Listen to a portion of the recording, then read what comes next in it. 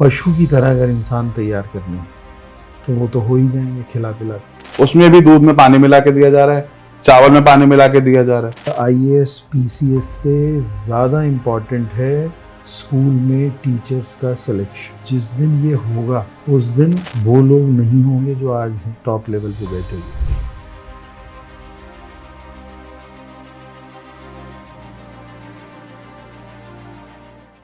Welcome to the podcast sir.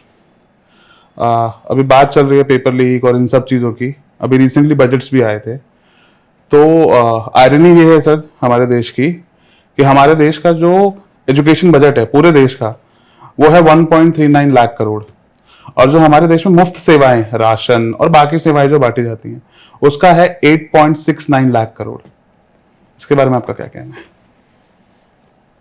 इसके बारे में मेरा ये कहना है कि ये भी दुर्भाग्य है कि इस प्रकार के प्रश्न पूछने पड़ रहे हैं। एजुकेशन के लिए जो बजट है वो वास्तव में देश का सबसे बड़ा बजट होना चाहिए। अगर हम अपनी जनरेशन को प्रॉपर तरीके से एजुकेट कर पाते हैं तो वही हमारे देश की ताकत है। अन्यथा आपको पशु की तरह अगर इंसान तैयार करने हैं तो वो तो हो ही जाएंगे खिला पिला के। हो ही रहे हैं। चारा ही डालना पड़ता है, बाकी तो कुछ होता नहीं। तो क्या हम चारा खाने वाले पशु बनना चाहते हैं, या हम वास्तव में वो उस प्रकार के इंसान बनना चाहते हैं जो अपने लिए भी समझ रखता हो और औरों के लिए भी समझ रखता हो? वास्तव में सही शासक वही होगा इस भारत का जो यहाँ की आबादी को सुशिक्षित, निरोग और हर प्रकार से समृद्ध बनाने के लिए काम करेगा। उसका सबसे पहला चरण शिक्षा, दूसरा उपयुक्त भोजन है। इसके बाद तीसरे काम की आवश्यकता गवर्नेंस में ख़त्म हो जाएगी अगर ये दो स्टेप सही ले लिए गए।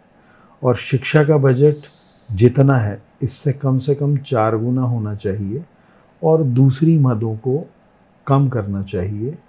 ये सिर्फ हमें 5 साल ही करना पड़ेगा, उसके बाद अपने आप व्यवस्थाएं बदलती हुई हमें दिखाई देने लगेंगी। बहुत ज़रूरी है ये सब होना। ये प्रश्न बहुत महत्वपूर्ण है। इस प्रश्न का अगर सादगी से मैंने ये उत्तर दिया तो हल्की उत्तेजना के साथ भी ये उत्तर दे सकता हूँ कि ऐसे शासक जिनको अपने परिवार के बच्चों को एजुकेट करने में ही इंटरेस्ट नहीं है, उस स्तर पर जहाँ पर कि मुझे कहना नहीं चाहिए, मगर जितने भी सो कॉल्ड पॉलिटिशियंस हैं या बहुत अपर लेवल पे रहते हुए लोग हैं, आप चेक कर सकते हैं कि उनमें से क्या 5% के बच्चे हिंदुस्तान में एजुकेशन ले रहे हैं। तो जवाब आपके सामने है कि अगर हमें अपने बच्चों को पढ़ने के लिए बाहर भेजना है तो इसका मतलब भारत में शिक्षा की उचित व्यवस्था उनकी दृष्टि में नहीं है। इसका मतलब ये स्पष्ट है कि अगर वो अपने बच्चों को बाहर पढ़ने भेज रहे हैं और उनकी नज़र में भारत की शिक्षा व्यवस्था दुरुस्त नहीं है, तो इसका मतलब वो भारत की व्यवस्था का दुरुपयोग कर रहे हैं। जी। कौन सी व्यवस्था का? जो उनको मिल रही है।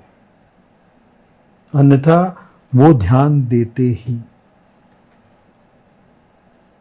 कहीं ना कहीं उनको जो सेवाएं मिल रही हैं उसी वजह से उनके जो अपने बच्चे हैं वो फॉरेन यूनिवर्सिटीज में, फॉरेन स्कूल्स में पढ़ रहे हैं, और हमारे देश का जो पढ़ता बच्चा है वो बेसिक एमिनिटीज, बेसिक स्कूल में जो मिड डे मील होते हैं वो भी नहीं मिल रहे हैं बच्चों को। उसमें भी दूध में पानी मिला के दिया जा रहा है, चावल में पानी मिला के दिया जा रहा है। मैं इन सब बातों को और डेप्थ में इस वजह से नहीं करना चाह रहा हूँ क्योंकि अगर ये डेप्थ में गई तो हमारे यहाँ उस स्तर का कचरा हो सकता है बात करते वक्त कि बात ही खराब हो जाएगी। मैं एक मोटे तौर पे बात कर रहा हूँ कि जिस व्यवस्था का उपयोग वो नहीं करना चाह रहे, वो व्यवस्था इसका मतलब प्रीमियम क्लास नहीं है। और अगर हम भारत को प्रीमियम क्लास एजुकेशन की व्यवस्था नहीं दे सकते तो हम भी उस योग्य नहीं है कि हम उस पोस्ट पर बैठें। उनको उस पोस्ट पर होना ही नहीं चाहिए। उससे बेहतर है कि वो व्यापारी हो जाए। कुछ तो हो भी गए हैं सर, मगर मैं उस व्यापार की बात कर रहा हूं जो उनका खुद का हो। जिसमें सरकार का कोई रोल ना हो। अभी तो खैर ये सरकार का ही व्यापार कर रहे हैं। बस वही बात है, इसीलिए कहना चाह रहा हूँ कि खराब नहीं करना चाह रहा हूँ इस टॉक को, जी मगर वास्तविकता ये है कि अयोग्य घोषित होते हैं वो व्यक्ति जो उस सुविधा को स्वयं अवेल नहीं करते जो हमारे देश में है, और वो इसके लिए बाहर अपने बच्चों को भेज रहे हैं। एजुकेशन का बजट क्या होना चाहिए, ये सब चीज़ें बहुत सेकेंडरी मैटर होगा। फर्स्ट तो ये है कि हमारे जो प्रशासक हैं, क्या उनका मन तैयार है भारत में उस शिक्षा व्यवस्था को देने के लिए जो आज़ादी के बाद से अब तक नहीं मिल पाई है। हम सिर्फ क्लर्क तैयार करने के ऊपर काम करते हैं।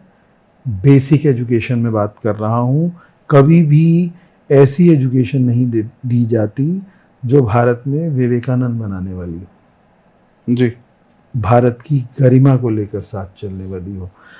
स्कूल्स के अंदर जनगण मन जो मॉर्निंग में होता है, उसके बाद क्या क्या होता है वो ज़्यादा इम्पॉर्टेंट है। 10 मिनट का जो प्रेयर टाइम है वो इम्पॉर्टेंट है, मगर उसके बाद क्या क्या होता है वो बहुत ज़्यादा इम्पॉर्टेंट। उस 10 मिनट की इंपॉर्टेंस अगले 6 घंटे को नहीं तय कर सकती ना। Exactly. अगले 6 घंटे बच्चा क्या पढ़ रहा है, क्या पढ़ाया जा रहा है, क्या मॉरल वैल्यूज उसको दी जा रही हैं टीचर्स की तरफ से, और क्या वो एजुकेशन आगे उसको कितने काम आएगी, वो डिपेंड करता है।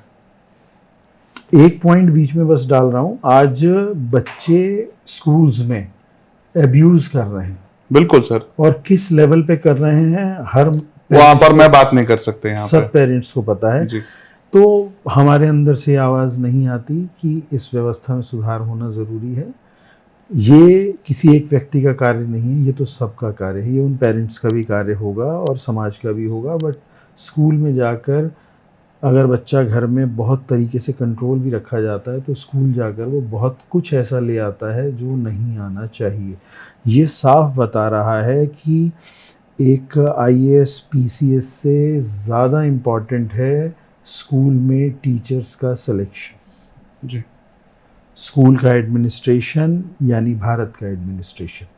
बिल्कुल। अगर स्कूल का एडमिनिस्ट्रेशन अच्छा होगा तभी भविष्य में भारत का एडमिनिस्ट्रेशन अच्छा होगा। इस बात को सबको अपने मन में धारण करना चाहिए और प्रयास करना चाहिए। हम जो भी बात कर रहे हैं, इस बात का प्रभाव सामान्य जनता के उत्तर में यही आएगा कि यहाँ तो ऐसा ही होगा। इस अवधारणा को तोड़ना होगा कि यहाँ पर ऐसा ही होगा, नहीं, यहाँ पर अब ऐसा होगा जैसा हम अपने मन से सही भावों के साथ चाहेंगे। ये भावना हमें दृढ़ करनी होगी, अन्यथा ये जो एक्सेप्टेंस है इस गंदगी की हम सब के अंदर, ये खाली एजुकेशन नहीं है, बहुत जगह पर नज़र आ रहा है। ये बड़ा कॉमन हो गया सर, आजकल लगे कहते हैं, सब यही कहते हैं इंडिया है ऐसा ही होता है। अच्छा किसी ने रेड लाइट क्रॉस कर दी, यार इंडिया है ऐसा ही होता है।